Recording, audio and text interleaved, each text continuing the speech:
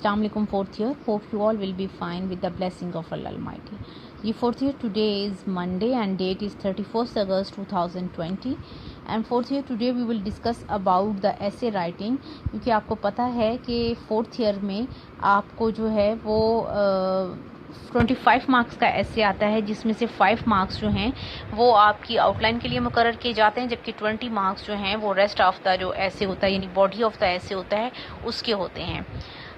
किसी भी टॉपिक पे जब आपने बीए में टॉपिक मजमून लिखना है या ऐसे लिखना है तो उसमें जो है वो 5 मार्क्स जो आउटलाइन के होते हैं वो बहुत ही अहमियत के हामिल होते हैं, क्योंकि आउटलाइन ही वो स्केच है, वो खाका है मजमून का, जिससे जो है वो एग्जामिनर को पता चल जाता है कि आपने ऐसे में या ऐसे of the body of the ऐसे में क्या लिखा है और किस तरतीब से लिखा है। यानी आपने जब आउटलाइंस बनानी हैं तो वो एक्चुअली वो नुकात होते हैं जिनके मुताबिक आपने उसी ऑर्डर के साथ फर्दर जो है उस ऐसे को एक्सप्लेन करना होता है।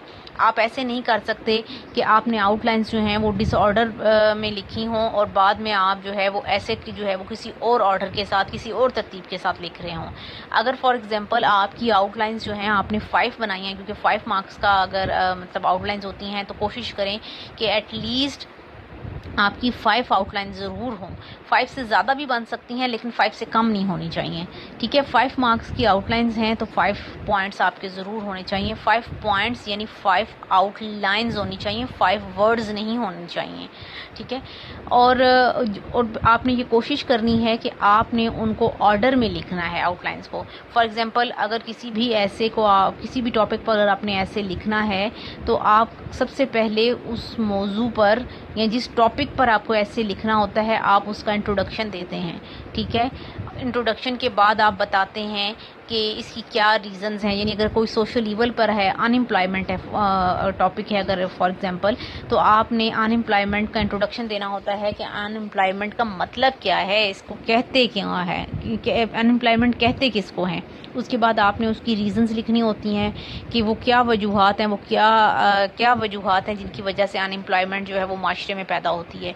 वो असबाब लिखें जिनकी वजह से जो है वो अनएम्प्लॉयमेंट माशरे में फैल जाती है। उसके बाद आप अपनी तरफ से कुछ सजेशंस देना चाहती हैं इसको ओवरकम करने के लिए, क्योंकि ये एक सोशल ईवल है। अनएम्प्लॉयमेंट क्या है, एक समाजी बुराई है। तो आप उसको ख़त्म करने के लिए, उसकी एरेडिकेशन के लिए, उस पर काबू पाने के लिए आप अपनी तरफ से क्या तजावीज़ पेश करती हैं वो आप देंगी और फिर एंड में कंक्लूजन आएगा। ये मैंने आपको एक एग्जांपल दी है कि किस तरह से आपने एक चीज़ ऑर्डर में लानी है। इसी तरह किसी भी टॉपिक पे अगर आपको ऐसे आ जाता है और आप उसको लिखते हैं तो आपने आउटलाइंस जो हैं उनकी तरतीब को ज़रूर अपने जो है वो माइंड में रखना है, उनको ज़रूर मद्देनज़र रखना है, ताकि आप फर्दर जो है वो आसानी के साथ हर आउटलाइन के अकॉर्डिंग उसके ऊपर जो है वो ऐसे को एक्सप्लेन कर सकें। चलें जी, let's come to the point. सबसे पहले मैं आपको ये बताना चाहूँगी कि ऐसे कहते किसको हैं, मजमून जिसको हम उर्दू में मजमून कहते हैं वो क्या होता है। मजमून यानी ऐसे जो अंग्रेज़ी ज़ुबान का वर्ड है, यानी अंग्रेज़ी ज़ुबान का ये वर्ड है ऐसे, जिसको फ्रांसीसी ज़ुबान से लिया गया है।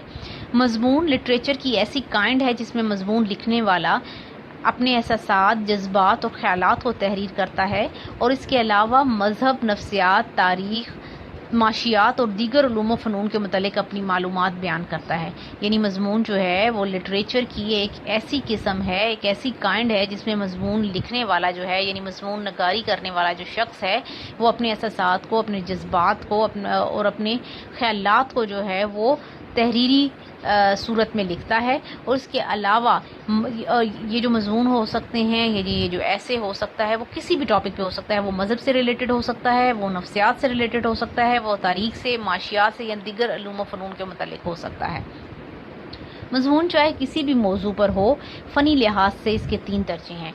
यानी मजमून जो है वो चाहे किसी भी टॉपिक पर हो लेकिन उसके 3 पार्ट्स होते हैं, उसकी 3 फेजेस होती हैं, जिसमें पहला है तारुफ, इंट्रोडक्शन जिसको हम कहते हैं। किसी भी टॉपिक पर हो सबसे पहले उसका इंट्रोडक्शन देना ज़रूरी होता है।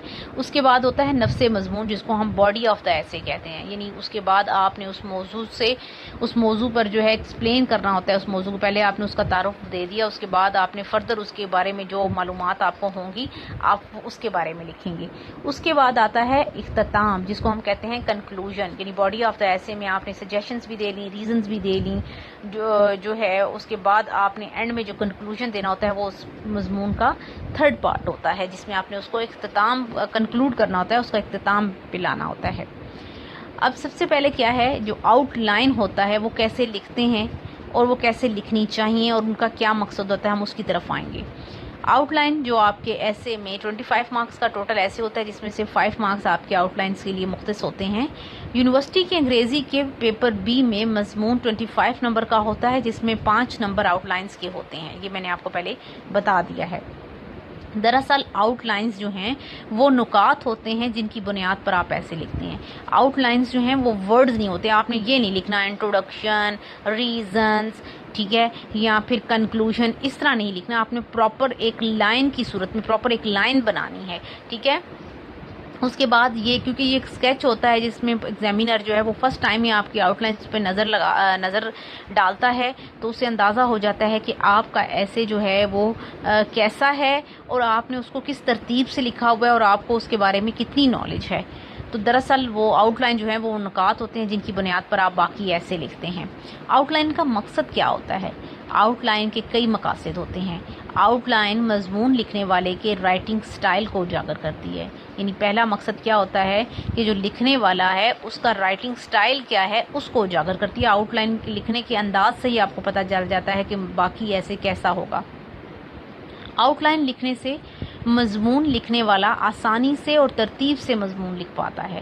یعنی آؤٹ لائن آپ نے جس آرڈر سے جس ترتیب سے لکھی ہوتی ہیں اسی ترتیب سے آپ نے باقی ایسے بھی لکھنا ہوتا ہے. تو جب ایک دفعہ آپ آؤٹ لائن یعنی وہ اسکیچ سا بنا لیتے ہیں تو باقی ایسے فردر اس پہ ایکسپلین کرنا آسان ہو جاتا ہے اور پڑھنے میں بھی آسانی ہوتی ہے. اس طرح ایگزامینر کو پڑھنے میں بھی آسانی ہوتی ہے. آؤٹ لائن لکھنے سے ایگزامینر پر اچھا اثر پڑتا ہے، آبویسلی امپریشن بہت اچھا پڑتا ہے. اگر آپ کی آؤٹ لائنز اچھی ہیں، آپ کا اسکیچ اچھا ہے، تو ڈیفینیٹلی اس کا باقی جو اسٹرکچر ہے، جو باقی ایسے ہے، وہ بھی اچھا ہوگا. مضمون کی آؤٹ لائنز کو ترتیب وائز لکھنے کے بعد اسی ترتیب سے 5 پیراگراف میں تقسیم کریں.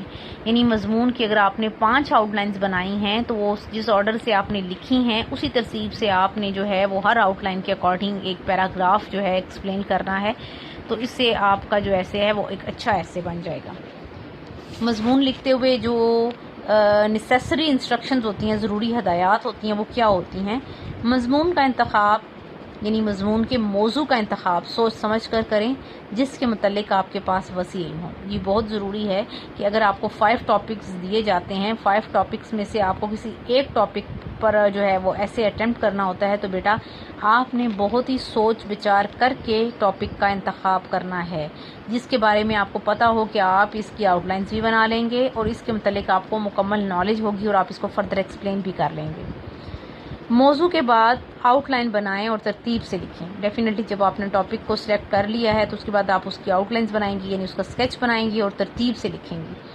اہم باتوں کو نمایاں کر کے لکھیں اور ڈیفینیٹلی آؤٹ لائنز بیسیکلی آپ کے وہ جو ہیں وہ مین پوائنٹس ہی آپ کی آؤٹ لائنز جو ہیں وہ آپ کی مین پوائنٹس ہی ہوتی ہیں ایسے کی، ٹھیک ہے. ظاہر آؤٹ لائنز میں آپ صرف ان باتوں کو ڈسکس کرتی ہیں جو آپ کے مین پوائنٹس ہوتے ہیں، ان کو آپ نمایاں کر کے لکھیں، یعنی بولڈ لیٹرز میں لکھیں آؤٹ لائن میں. ایک ہی بات کو بار بار مت لکھیں، ایک ہی بات کو بار بار مت دہرائیں. یعنی repetition of words, repetition of sentences نہیں ہونی چاہیے، اس سے بیڈ امپریشن پڑتا ہے.